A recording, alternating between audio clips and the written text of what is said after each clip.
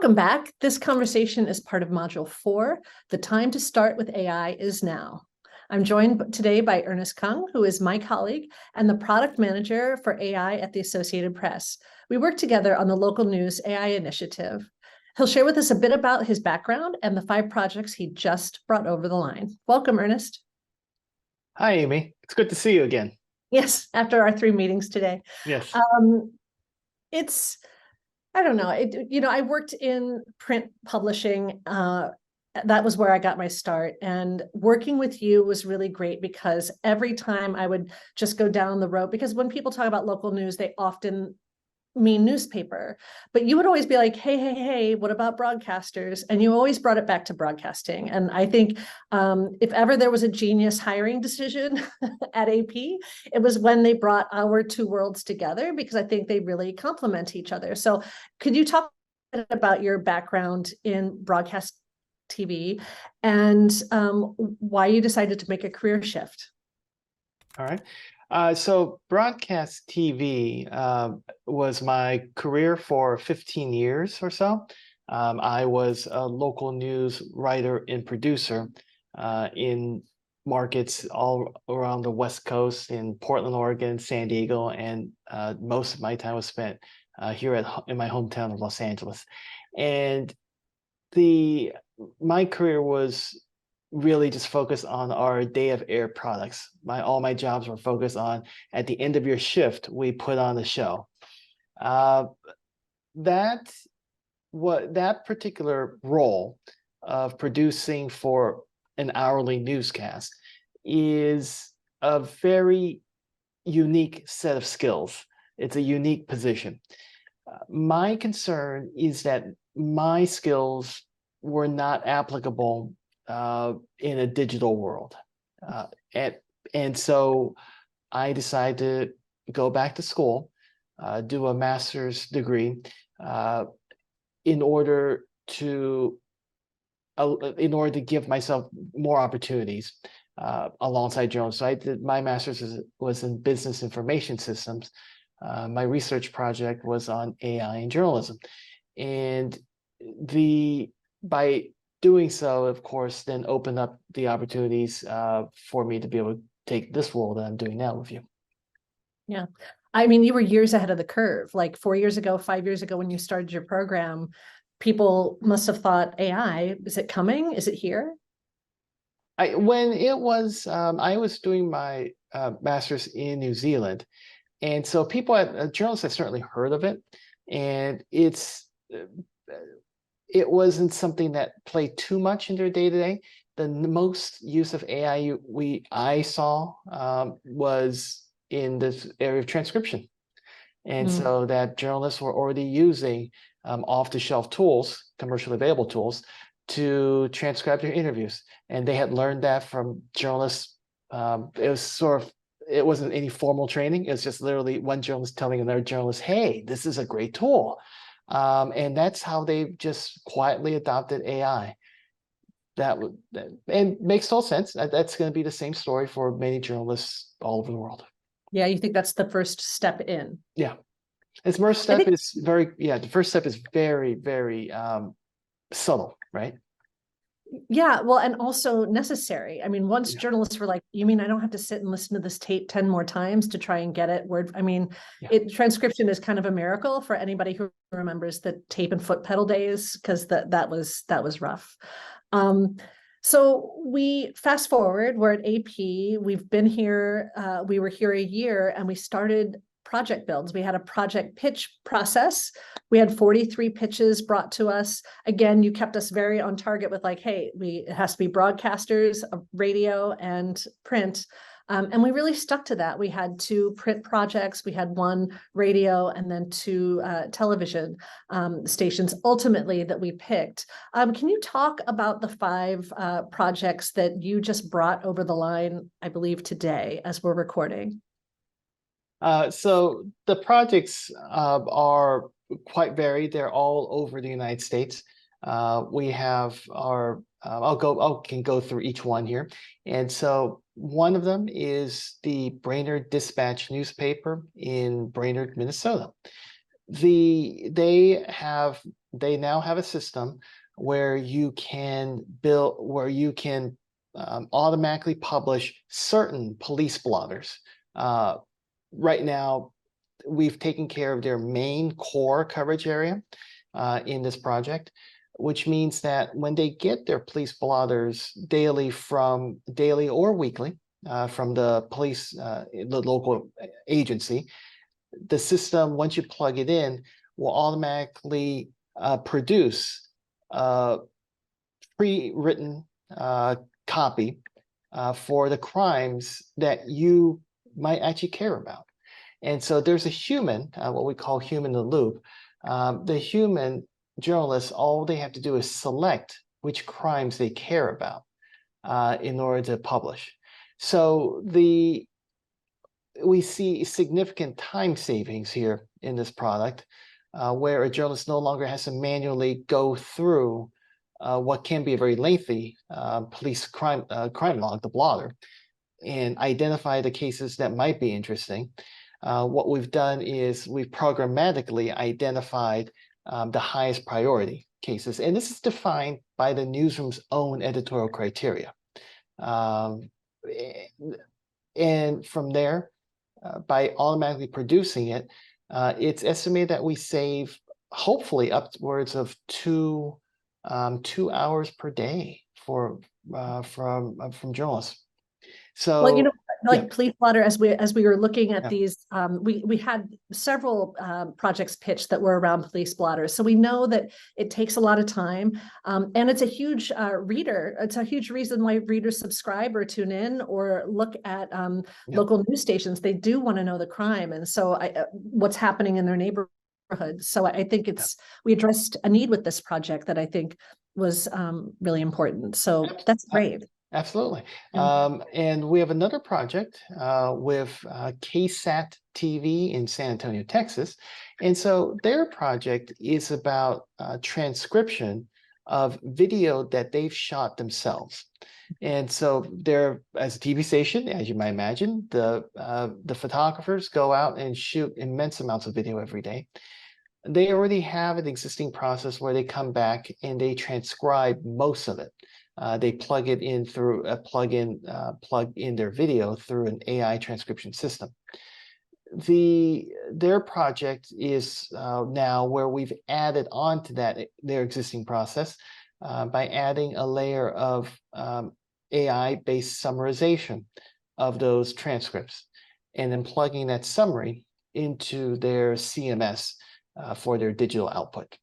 So their situation is they wanted to be able to expand the number of stories they provide on their digital platforms, but they're limited, as every newsroom in the world is, by the number of humans available to do the job. So having AI automatically summarize effectively all incoming video gives the digital producers, an option of whether they want to publish or not on that story. And if they do unpublish, something is at least a shell of a story is already written, ready to go. So that particular project actually works really well for the quality of the video that they have. That's in contrast, of course, to another project that we're doing, which is with Michigan Radio. Michigan Radio is the NPR affiliate based out of the University of Michigan. And so they approached us with a plan to summarize their transcripts, except their transcripts are of city council meetings. And from a technological perspective, it turned out to be not possible for the summarization. And that's because we are at the mercy of the quality of city council meeting recordings, the video recordings. Yeah. And unfortunately, all too frequently, the quality of those recordings are very low. They are nowhere near professional quality like KSAT television's photographers shoot. Right. So there's very, very low audio quality, which is the biggest problem.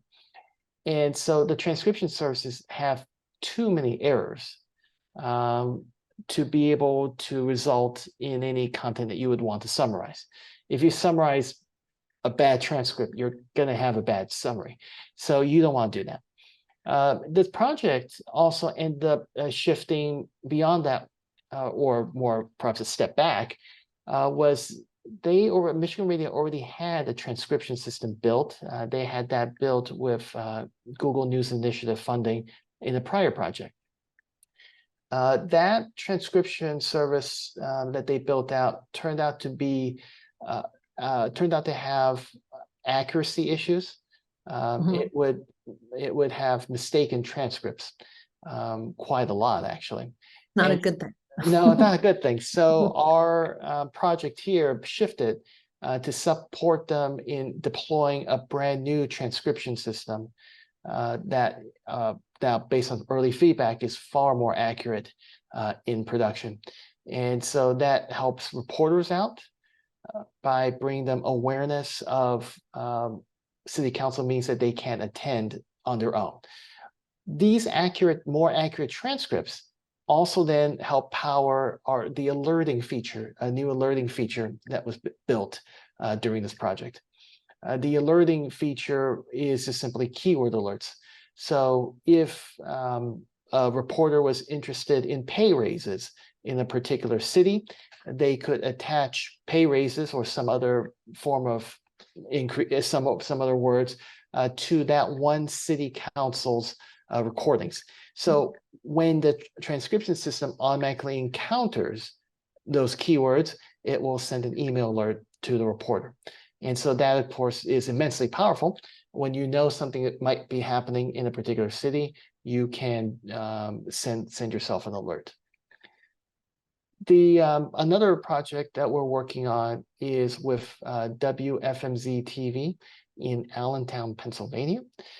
They now have a system that they're testing out where AI automatically determines if incoming emails are what they would consider newsworthy enough for their planning calendar, or if the email is not newsworthy for that criteria, or they're simply unsure. The AI isn't sure what to make of a particular email.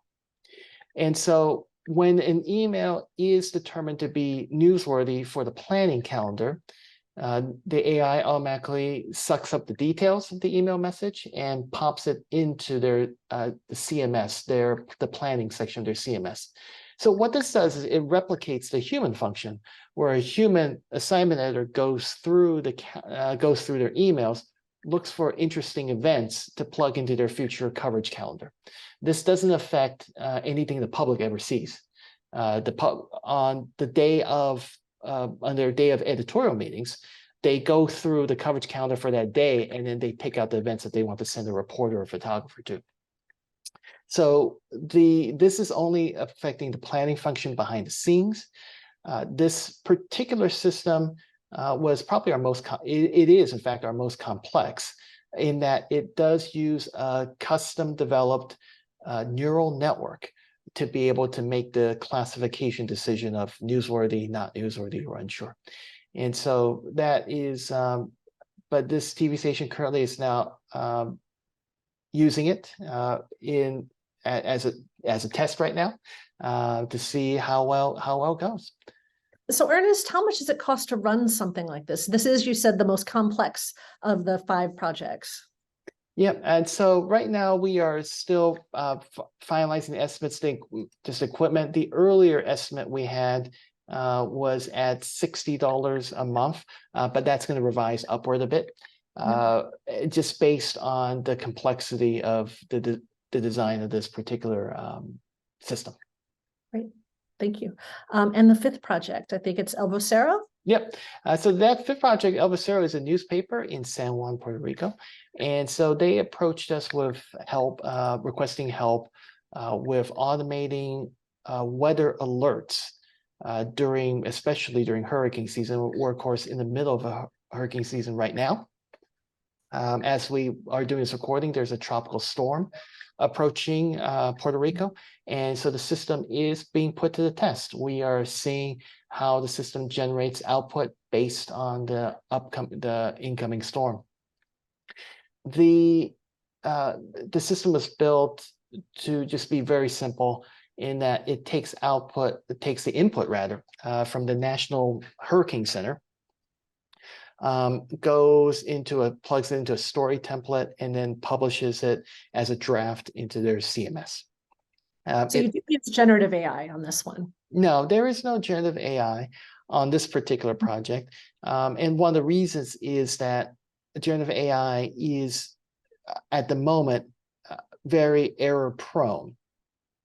It's not reliable enough where we need to be 100% error free. In a scenario where we're doing weather alerts, especially during a hurricane or tropical storm, those alerts just simply have to be 100% accurate. There is no room for error, because a mistake could literally hurt people, could cause injuries or death. And so the benefit of the system is to make potentially life-saving information more accessible, faster, and hopefully in the future to a wider population. Yeah, so using natural language generation in a templatized style of artificial intelligence. Correct. Yeah. So can we talk a little bit about the development teams? We chose to work with, this was all funded through a Knight Foundation grant, which was generous, but we realized we had to be really judicious with how we spent money. So we chose to work with university development teams. Can you talk a little bit about how that process worked and what you learned for moving forward with other future projects? Yeah, so we worked with primarily 3 universities. They were Northwestern University, the University of Missouri, and Stanford University. And so they took on these 5 projects. The experience was, it was meant to be an educational experience as well for the students.